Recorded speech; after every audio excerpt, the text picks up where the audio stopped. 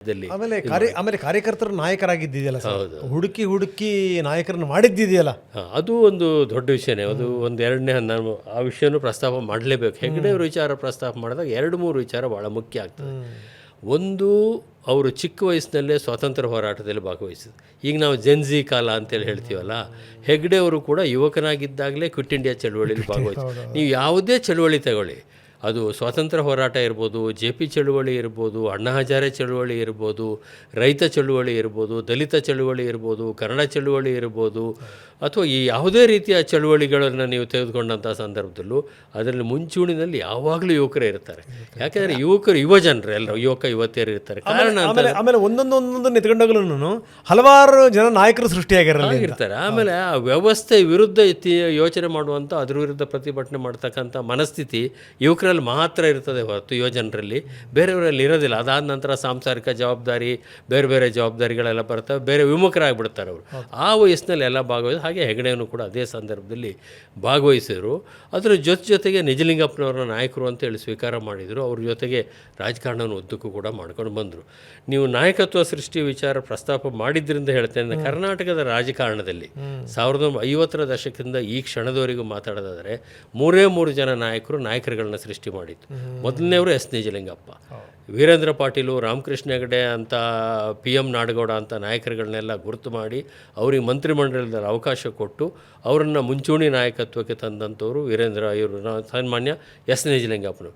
ಅದಾದ ನಂತರ 70ರ ದಶಕದಲ್ಲಿ ದೇವರಾಜ ಅರಸರು ಇವತ್ತು ಕರ್ನಾಟಕ ಭಾರತದ ರಾಜಕಾರಣದಲ್ಲಿ ಮುಂಚೂಣಿಯಲ್ಲಿರ್ತಕ್ಕಂಥ ಭಾಳ ಜನ, ಮಲ್ಲಿಕಾರ್ಜುನ ಖರ್ಗೆ ಅವರಿಂದ ಹಿಡಿದು ಬಂಗಾರಪ್ಪ, ವೀರಪ್ಪ ಮೊಯ್ಲಿ, ಧರ್ಮಸಿಂಗ್ ಅವರಿಗೆ 3-4 ಜನ ಮುಖ್ಯಮಂತ್ರಿ ಆದರು. ರಾಷ್ಟ್ರಮಟ್ಟದ ರಾಜಕಾರಣ ಇವರೆಲ್ಲ ಕೂಡ ದೇವರಾಜ ಅರಸು ಹುಡುಕಿ ಕೆದಕಿ ತೆಗೆದು ಅಸಾಧ್ಯ ಅನ್ನೋ ರೀತಿಯಲ್ಲಿ ಸಾಧ್ಯ ಮಾಡಿದಂಥ 71-72 ದೇವರಾಜ ಅರಸು. 3ನೇವರೇ ರಾಮಕೃಷ್ಣ ಹೆಗಡೆ. ಅವರ 80ರ ದಶಕದಲ್ಲಿ ಅವರು 82ನೇ ಅವಧಿಗೆ ಅವರು ಮುಖ್ಯಮಂತ್ರಿ ಆದಂಥ ಸಂದರ್ಭದಲ್ಲಿ ನಾನೂ ಸೇರಿದಾಗೆ ಸಿದ್ದರಾಮಯ್ಯ ಇರ್ಬೋದು, ದೇಶಪಾಂಡೆ ಇರ್ಬೋದು, PGR ಸಿಂಧ್ಯಾ ಇರ್ಬೋದು, ರಮೇಶ್ ಜಿಗಜಿಣಿ ಇರ್ಬೋದು, ಇನಾಮದಾರ್ ಇರ್ಬೋದು, ಜಯಪ್ರಕಾಶ್ ಹೆಗಡೆ ಇರ್ಬೋದು, ಆಮೇಲೆ ಅಮರನಾಥ್ ಶೆಟ್ಟರ್ ಇರ್ಬೋದು, ಬಸವರಾಜ ರಾಯರೆಡ್ಡಿ ಅವರು ಇರ್ಬೋದು, ಭಾಳಷ್ಟು 10 MP ಪ್ರಕಾಶ್ ಅವರು ಇರ್ಬೋದು. ಸುದರ್ಶನ್ ಮಂತ್ರಿ ಆಗಲಿಲ್ಲ, ಬಟ್ ನಂತರ ಶಾಸಕ ಈ ಮಂತ್ರಿ ಮಾಡಿದವರು ನಮ್ಮನ್ನೆಲ್ಲರನ್ನು ಕೂಡ 80ರ ದಶಕದಲ್ಲೇ ಮಂತ್ರಿ ಮಾಡಿದವರು. ನನ್ನನ್ನು ಶಾಸಕನನ್ನು ಮಾಡಿ ಮಂತ್ರಿ ಗೋವಿಂದೇಗೌಡರನ್ನ ಮಂತ್ರಿ ಮಾಡಲಿಂದ ಕೈ ಬಿಟ್ಟು ನನ್ನನ್ನು ಆ ಜಾಗಕ್ಕೆ ಮಂತ್ರಿ ಮಾಡಿದರು. ಆ ಥರದ ಇರ್ತದೆ. ನಾನು ಕೇಳಿದಾಗ ಅವ್ರು ಹೇಳಿದರು, ನನಗೆ ಮುಂದಿನ ಪೀಳಿಗೆಯ ನಾಯಕರುಗಳು ಬೇಕು ಅಂಥೇಳಿ. ಹಾಗಾಗಿ ಅವರು ಅದು ಬಿಟ್ಟರೆ ಭಾಳಷ್ಟು ಜನ ಆ ರೀತಿಯ ಒಂದು ಪ್ರಯತ್ನವನ್ನು ಮಾಡಿ ಸಾಹಸ ಮಾಡಲಿಲ್ಲ. ಭಾಳಷ್ಟು ಜನ ಯಾರಿಗಾದರೂ ಅವಕಾಶ ಕೊಟ್ಟರೆ ನಮಗೆಲ್ಲಿ ಇವನು ನಾಳೆ ಕಂಪಿಟೇಟರ್ ಆಗಿಬಿಡ್ತಾನೋ, ಮತ್ತು ನಮಗೆ ಸವಾಲು ಹೊಡ್ತಾನೋ ಅಂತ ಸ್ಥಿತಿ ಇರ್ತದೆ. ಆ ರೀತಿಯಿಂದ ಒಬ್ಬ ನಿಜವಾದ ನಾಯಕ ಅಂದರೆ ಯಾರು ಅಂದರೆ, ಯಾರು ತನಗಿಂತ ಪ್ರಬಲರಾದಂಥ ನಾಯಕರನ್ನ ಸೃಷ್ಟಿ ಮಾಡ್ತಾನೋ ಅವನೇ ನಿಜವಾಗಿರ್ತಕ್ಕಂಥ ನಾಯಕ ಹೊರತು ಎಷ್ಟು ವರ್ಷ ಪ್ರಧಾನಿ, ಮುಖ್ಯಮಂತ್ರಿ, ಮಂತ್ರಿ ಆದ ಅನ್ನೋದು ಮುಖ್ಯ ಅಲ್ಲ. ಈಗಿನ ಭಾಳಷ್ಟು ಜನರ ದಾಖಲೆಗಳನ್ನ ನೀವು ಹೇಳೋ ಪ್ರಕಾರ ನಾಯಕರನ್ನ ಸೃಷ್ಟಿ ಮಾಡುವಂಥವ್ನು ಮಾತ್ರ ನಾಯಕ, ಇಲ್ಲ ಅಂದ್ರೆ ನಾಲಾಯಕ ಅಂತ. ಅವ್ರ ಮಟ್ಟಿಗೆ ಅವರು ನಾಯಕರು ಅಷ್ಟೇ, ಆದರೆ ರಾಜ್ಯಕ್ಕೆ ಸಾಮಾಜಿಕ ನಾಯಕರಲ್ಲ. ಆ ಥರದಲ್ಲಿ ನಿಜಲಿಂಗಪ್ಪನವರು ಕೂಡ ಪ್ರಾತಸ್ಮರಣೀಯರು, ದೇವರಾಜ ಅರಸು ಪ್ರಾತಸ್ಮರಣೀಯರು, ರಾಮಕೃಷ್ಣ ಹೆಗಡೆಯವರು ಕೂಡ ಪ್ರಾತಸ್ಮರಣೀಯರು. ಕಾರಣ ಅವರಿಗಿಂತ ಪ್ರಬಲರಾದಂಥ ನಾಯಕರನ್ನು ಹುಟ್ಟಾಕಿ.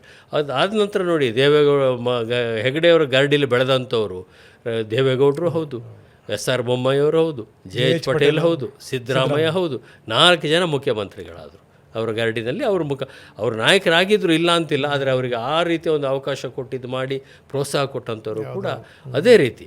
ಹಾಗಾಗಿ ಅವರು ಮುಖ್ಯಮಂತ್ರಿ ಆದಂಥ ಸಂದರ್ಭದಲ್ಲೂ ಕೂಡ ಅಷ್ಟೇ, ಆವಾಗ ಅವರೇನು ಆಗಬೇಕು ಅಂತ ಬಯಸಿರಲಿಲ್ಲ. 83ರಲ್ಲಿ ಚಂದ್ರಶೇಖರ್ ಅವರು ದೇವೇಗೌಡರ ಮುಖಾಂತರ ನೀವು ಅವ್ರನ್ನ ಮುಖ್ಯಮಂತ್ರಿ ಮಾಡಲೇಬೇಕು ಅಂತ ಹೇಳಿದರು. ದೇವೇಗೌಡರು ಅವ್ರನ್ನ ಪ್ರಪೋಸ್ ಮಾಡಿದರು.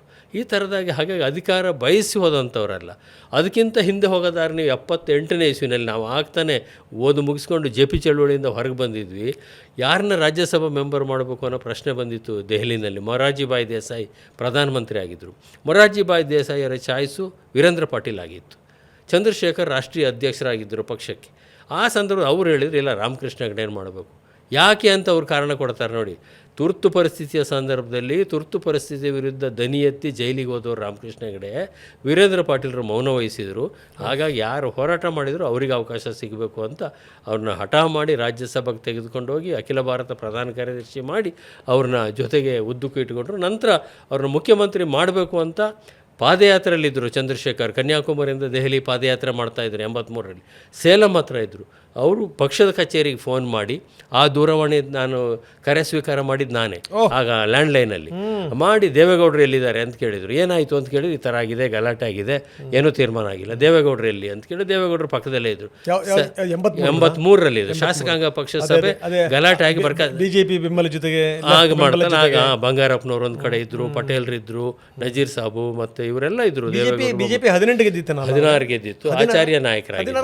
16 A K. Subbaiah, doctor V S Acharya ಅವರ ಶಾಸಕಾಂಗ ಪಕ್ಷದ ನಾಯಕರಾಗಿದ್ದರು. ಆ ಸಂದರ್ಭದಲ್ಲಿ ಚಂದ್ರಶೇಖರ್ ಅವರು ದೇವೇಗೌಡರಿಗೆ ನೀವು ಬೇಡ, ಬೊಮ್ಮಾಯಿ ಬೇಡ, ಬಂಗಾರಪ್ಪನ ಬೇಡ, ರಾಮಕೃಷ್ಣ ಹೆಗಡೆ ಅವ್ರನ್ನ ಮಾಡಿ, ಅವರಾದರೆ ಅಕ್ಸೆಪ್ಟಬಿಲಿಟಿ ಬರ್ತದೆ ಅಂತ ಸೂಚನೆ ಕೊಟ್ಟರು. ಉಳಿದವರೆಲ್ಲ ಒಪ್ಪಿದ್ರು, ಆದರೆ ಬಂಗಾರಪ್ಪನವ್ರು ಒಪ್ಪಲಿಲ್ಲ. ಕ್ರಾಂತಿರಂಗ 2 ಭಾಗ ಆಯಿತು. ಪಟೇಲರು, ಚಂದ್ರೇಗೌಡರು, ನಜೀರ್ ಸಾಬು, ರಾಚಯ್ಯ ಇವರೆಲ್ಲ ಒಂದು ಕಡೆಗೆ ಬಂದರು. ಬಂಗಾರಪ್ಪನವ್ರು ಮತ್ತೊಂದು ಕಡೆಗೆ ಹೋದರು. ಹೆಗಡೆ ಅವರು ಮುಖ್ಯಮಂತ್ರಿ ಆದರು. ಅದಾದ ನಂತರ 84 ಪಾರ್ಲಿಮೆಂಟಲ್ಲಿ